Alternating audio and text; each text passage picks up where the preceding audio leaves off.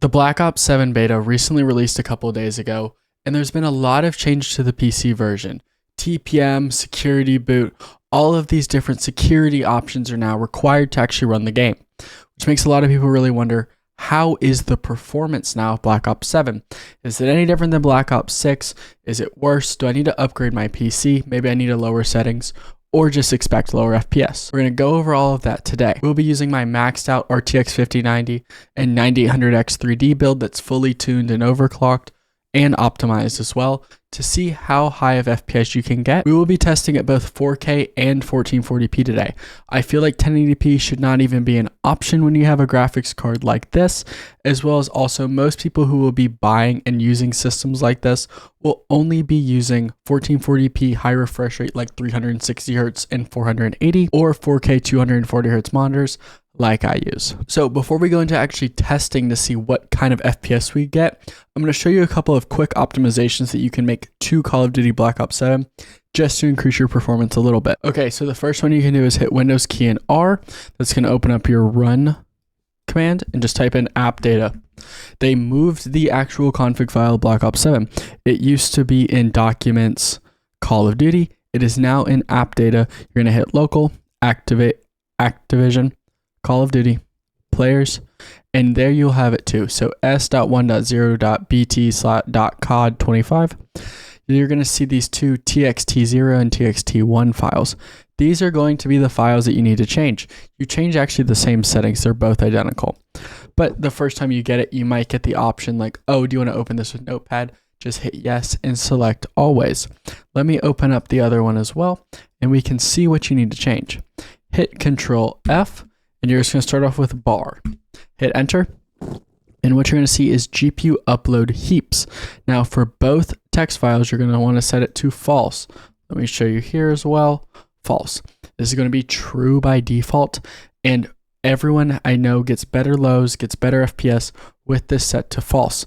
Something that's been in the game since, I believe, Modern Warfare 3. So it's been in for a while. It is something you want to change. Now scroll down a little bit more and you will be seeing, let me make sure that I can find it. I think it's a little, nope, it's higher up. It is called, you can also use Control F as well. Just type in worker and render worker count. Now, this can be different for everyone depending on your CPU. For me, I have an 8-core CPU. What I say is your cores -1. There are a couple of caveats to this, like if you have an Intel CPU with P cores and E cores, do your E cores -1. So if you have 6 P cores, do 5. If you have 8 P cores, do 7. If you have a CPU like a Ryzen 9 7900X or like a 9950X, I want you to divide your core count by 2 and subtract 1, just because it's two 6-core CPUs with the 12 core, and then it's two 8-core CPUs with like a 9950X. It's a little confusing, I know, but for most people, I guess if you have these higher core counts, do 5 or 7, see which one performs better. But that is literally all you have to do besides just setting all low in the game. So let's see how the game performs now. All right, starting out here, this is 1440p. Oh, my mouse sensitivity got changed, but yeah, 1440p, 240 hertz, but that doesn't matter at all. These are the settings, so it's just all low, basically. People think this is scaling. No, it's just sharpness. But so as you can see, we're getting about 350, 360, 370. We're not fully GPU bound, actually. We're 90%. This is with the overclock. I know that in my last video, it was me testing undervolting. I found, you're going to see this in the 4K soon, that yeah, you do need to run full GPU power actually for this game, which is insane, because just remember, it's a 5090, like it's a $3,000 card. But I would say that if you're at 1440p 360 hertz, you're gonna have a great time. 480 hertz, I don't say that's necessary. This is kind of, once again, why I always talk about how 1440p 360 hertz is probably the sweet spot. It does dip in pretty significant fire fights. Just remember, this is not Warzone. So Warzone and Battle Royales are typically a little more CPU bound because people have to deal with bigger maps. It's more about loading it into the actual CPU. The GPU doesn't actually need to do as much. So I would say though, realistically, anyone with a 5070 Ti and higher, 1440p 360 Hz is going to be a good idea. Yeah, for sure. Like, this is a good gaming experience. This is something I'd enjoy. Not going to be GPU bound, so I guess I could technically undervolt the card a little bit, but I like being at that full max power draw. It's kind of nice to see. And also 300 watts isn't insane. But let's just die. But now let's move into 4K to see what kind of performance is like. Alright, now we are in 4K. Same settings as before. The only difference is we're in 4K now. Now, we're hitting about 250 to 40 FPS. This is right where I want to be personally for 4K. The highest refresh rate is 240 Hz. If I'm getting 240 FPS, I'm going to be happy. Also, this is just way clearer for me, so it looks a lot nicer. But as you can see, it does dip at times, and that can just depend on the map. Just remember also, this is technically a beta version, so performance can improve.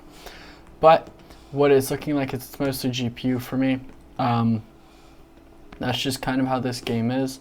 Obviously, there is stuff like DLSS and frame gen. Don't use frame gen in a competitive title, but I could see if you had a lower end GPU, like let's say you had like a 5060 and you really wanted to play at 1440p, then DLSS can be used to get you that higher FPS. But just as a reminder, you really only need to get to your monitor's refresh rate. Past that, everything is nice to have. Don't get me wrong, I'm the guy who will play Counter-Strike at 800 FPS. But it is not necessarily it is not required, and it's not the most beneficial thing. So what I would do now is, let's say, okay, this is actually how I'm going to play the game. I'm just going to close out of it. And what I would do personally as someone who is actually playing 4K at 240 Hz, what I do is I am setting low latency mode to ultra, and then I am setting vertical sync to on, as well as making sure that G-Sync is actually enabled, which it is. The reason why is because this is going to allow me to cap at 225 FPS in not just COD, but every single game, as well as it's just going to feel so amazing and so smooth, and it's going to be something that is necessary. That's also why, if you noticed earlier, I had reflex on plus boost on in the game and not just on or off. And there you have it. That is how the fastest gaming PC in the world performs in Black Ops 7. In both 1440p and 4K, I would say that 240 Hz is going to be perfect, but definitely with 1440p, take a look at 360 Hz.